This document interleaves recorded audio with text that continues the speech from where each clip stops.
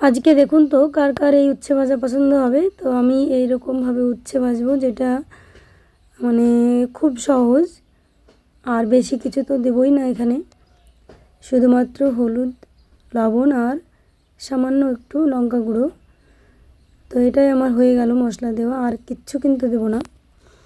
দিয়ে এটাকে ভালোভাবে মিশিয়ে নিচ্ছি, বা মিশিয়ে না নিলেও হয়, তবে মিশিয়ে রাখার একটা কারণ হচ্ছে এটা কিছুক্ষণ রেখে দেওয়ার পরে ওই যে উচ্ছেগুলো কি হয়, একটু নরম হয়ে যায় লবণ জলে। তো আর কিছুক্ষণ পরে দেখা যাবে তলায় কিন্তু জল বার হয়ে গেছে, মানে লবণটা ঝরে গেছে। তো এটা আমি কিছুক্ষণ রেখে দিয়ে কড়াইতে তেল গরম করে আমি তেলটা একটু পরিমাণ মতো একটু বেশি দিতে হবে।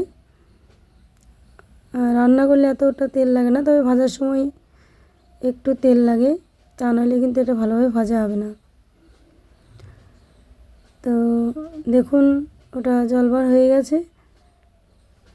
তো এটা আমি এবার তেলের মধ্যে দিয়ে দেবো, আর তেলটা একটু গরম হতে হবে, তারপরে কিন্তু এই সবজিটা ঢেলে দিতে হবে।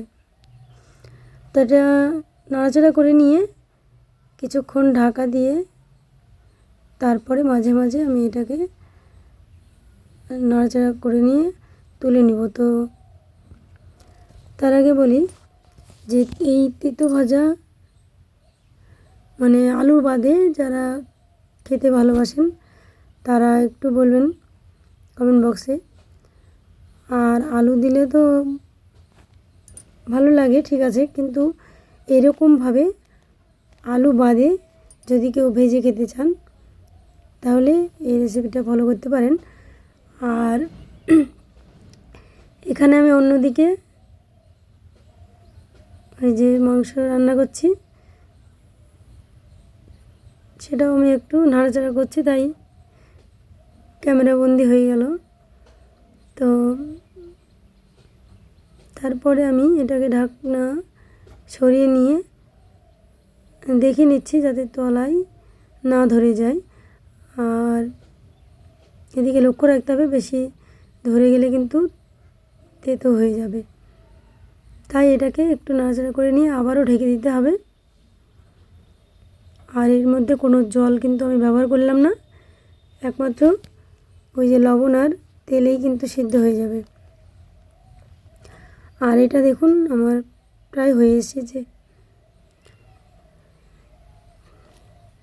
তো যদি আমার এই উচ্ছে ভাজাটা কারো পছন্দ লাগে বা কারো ভালো লাগে, তাহলে অবশ্যই আপনারা লাইক বা কমেন্ট করবেন। আর ভালো থাকবেন সবাই, আমাদের সকলের জন্য দোয়া করবেন।